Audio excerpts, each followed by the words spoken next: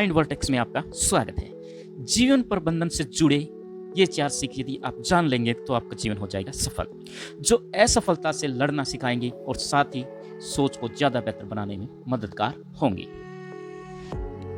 सबसे पहला 4 पॉइंटों में से है आपका व्यवहार। हम अपने जैसे लोगों को ही क्यों पसंद करते हैं? जिन लोगों के साथ हम सामाजिक मेलजोल रखते हैं, अक्सर उन्हीं की नकल करके या फिर उन्हीं से प्रभावित होकर हम सामाजिक शिष्टाचार सीखते हैं। जीवन में यदि व्यवहार ही की नकल होती है तो ज्ञान की भी नकल होती है। जब भी हम किसी को अपने किसी काम की नकल करते हुए देखते हैं तो अच्छा महसूस करते हैं। जब कभी हम किसी को अपनी कही हुई बात दोहराते हुए सुनते हैं तो संतुष्ट होते हैं, खुश होते हैं। हम अक्सर अपने जैसे लोगों को ही पसंद करते हैं। मनुष्य जन्म से ही दूसरे की नकल करता आ रहा है। किसी शिशु की शारीरिक लय उसकी माँ की लय के अनुरूप ही ढलती है, वहीं वयस्कों के विचार और पसंद नापसंद अपने मित्रों के अनुरूप तय होती है।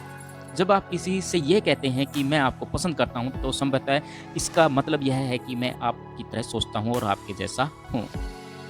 लाइफ प्रबंधन में, लाइफ मैनेजमेंट में दूसरा आता है हमारा विचार।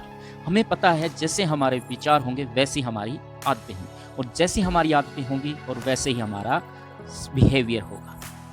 सोच की गुणवत्ता पर निर्भर है जीवन की गुणवत्ता। जिस तरह सफलता और असफलता के निश्चित कारण होते हैं, उसी तरह सेहत और बीमारी के भी निश्चित कारण होते हैं। सुख और दुख के निश्चित कारण होते हैं। यदि आप अपने जीवन में किसी चीज़ को बढ़ाना चाहते हैं तो कारणों का पता लगाकर बढ़ा सकते हैं। अगर जीवन में कुछ ऐसा है जिससे आप बिल्कुल खुश नहीं हैं तो आपको सबसे पहले उसके कारण को पता लगाना चाहिए। आपके विचार और जीवन की परिस्थितियों के भी कुछ बुनियादी कारण हैं। आपके अनुभव आपके या दूसरों के विचार के ही परिणाम हैं। आप आज जो कुछ भी या भविष्य में जो कुछ भी बनेंगे वो आपकी सोच का ही परिणाम होगा। अगर आप अपनी सोच की गुणवत्ता बदल लेते हैं तो आप अपने जीवन की गुणवत्ता भी बदल लेंगे। यह नियम की खूबसूरती यह है कि इसे स्वीकार करके आप सोच, भावनाओं, परिणाम पर नियंत्रण हासिल कर लेते हैं। कारण और परिणाम का नियम लागू आप बेहतर महसूस करते हैं। लाइफ मैनेजमेंट में जो तीसरा पॉइंट है वो है प्रोत्साहन। गलती अकेले में बताइए, प्रशंसा सबके सामने करें।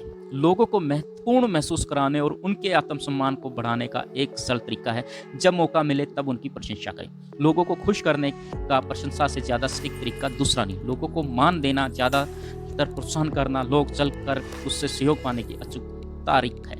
जब माता पिता या शिक्षक बच्चों की प्रशंसा करते हैं तो वे उत्साहित हो जाते हैं और उनमें एक नई ऊर्जा भर जाती है। जैसे तुम बहुत अच्छे बच्चे हो, यह कहने के बजाय बच्चे से कहिए तुमने आज सुबह रूम की सफाई कर एक अच्छा काम किया है।